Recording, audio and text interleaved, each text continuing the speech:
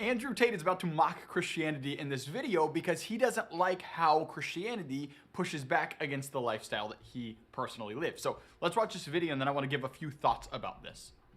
Right? Mm-hmm. So I want at least 25 children. So what do you think? Oh, you're trying to be Nick Cannon out here. Yeah. So what do you think from a religious perspective about someone who is destined on having as many children as possible, but obviously to do that he would need more than one woman? First thought I have is really interesting.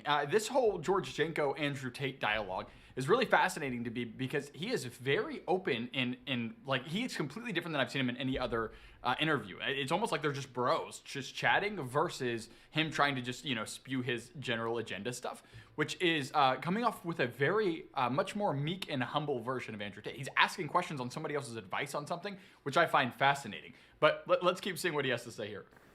Do you still think that's a sin? Ooh. Well, I think putting your needs above God's is a sin. What a great response. Like, he just called Andrew Tate out on idolatry. He just said, hey, yo, Andrew, like you're trying to put your needs above God's. That's considered idolatry. And yes, I do find idolatry to be a sin.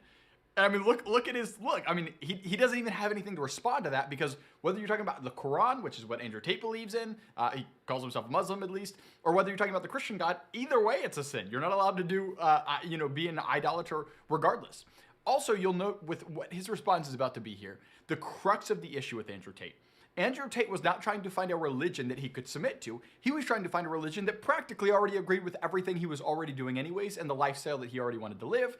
And Islam just kind of fit the bill for that better than anything else. Because remember, his main prophet, Muhammad, who wrote or had people write for him, the whole book was all about sleeping around with as many women as possible. And the top G is like the king of doing this, right? So listen to his response.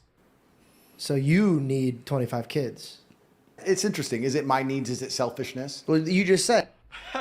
He immediately steps back and goes, well, is that really what it is? Which is funny because that's the exact same question that Satan asked in the garden. Did God really say that you're not allowed to eat from this tree? It's the exact same thing that he just did right here. You were like, well, God, you knew that it was be against God because God just wants you to have one woman. Perfect. To be honest with you, I've never read the Bible cover to cover, so I don't know if it is. Spoiler alert. We're talking about somebody who's rejecting Christianity as a supposed expert in the field of religion, as Andrew Tate acts like he is in everything. And he says, full transparency, I've never even read the book. I don't even know what the book says, so I didn't even know that was a thing. But again, you don't even need to know it was a thing because in the Quran, you're not allowed to be an idolater either. So either way you look at it, you lost. One man, one woman.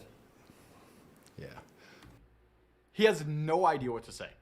This is one of the only times I've ever, if not the only time I've ever seen Andrew Tate to be speechless because he says one man, one woman. And again, by the way, this whole Genesis account is also, if you did not know, in the beginning of the Quran as well. I'm sure that part was probably fudged out though. Sounds like a boring book. But you know why he does that? It's his response.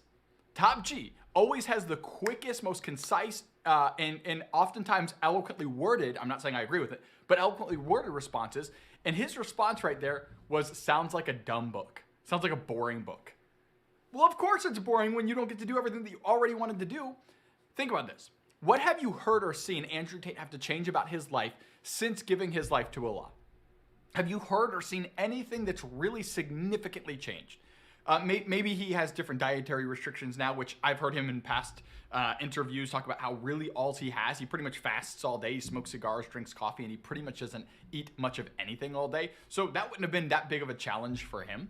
It's somebody who now just chooses to pray 5 times a day. Most people in the secular world now enjoy the concept of meditation. So what did he really have to change to become a Muslim? Evidently not a whole lot. He uses filthy language still. He sleeps around constantly still, or at least talks about doing so.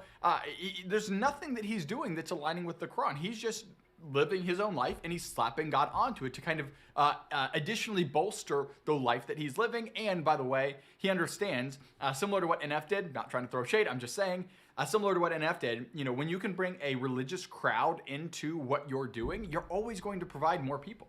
And when you're sitting on this fence right between the non-Christians or non-believers in a faith and the believers in a faith, you're just going to get the best of both worlds and get both audiences because he probably knows the religious crowd is a devout crowd and they will now devoutly follow him as well.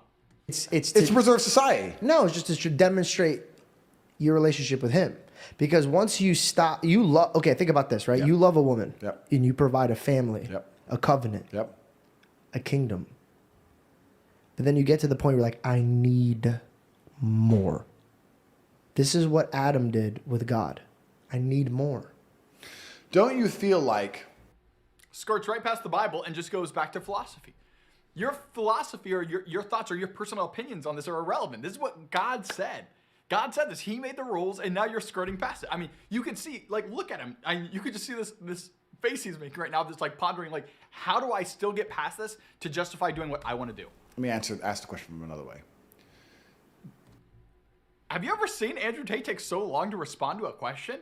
He's stuck because now he's been flown right in the face of God said that you can't do this thing that you're wanting to do. Don't you think the good people and the intelligent people of Earth need to be... Who are the good people of Earth? Who are the good people?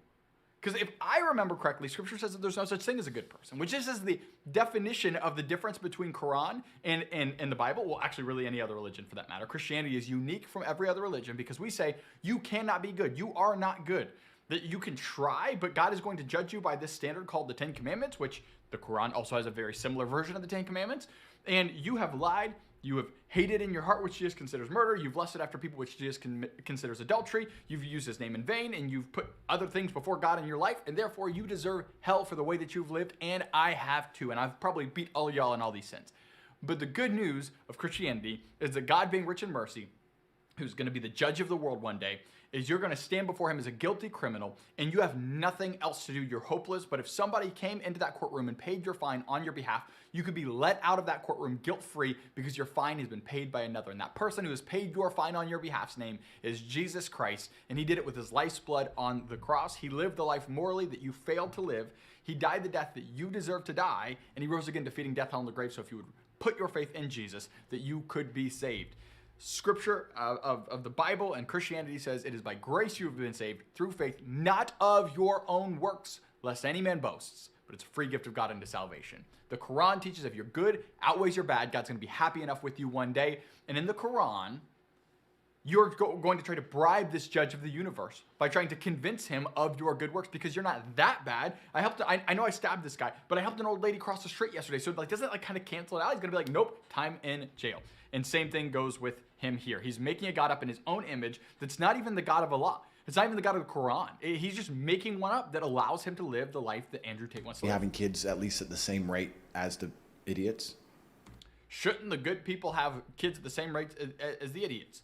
First off, that's not 25 kids. Second off, you don't just get to make up rules because you feel like you should start making... He's doing the exact same thing that everybody in the Matrix is. He's living off of his personal feelings versus what truth is, based upon what the facts are. And he evidently doesn't like facts when they bombard against the lifestyle that he wants to live. He loves living in faith and following Allah as long as it meets his needs, but when something butts up against him, he has to be God in the end anyways.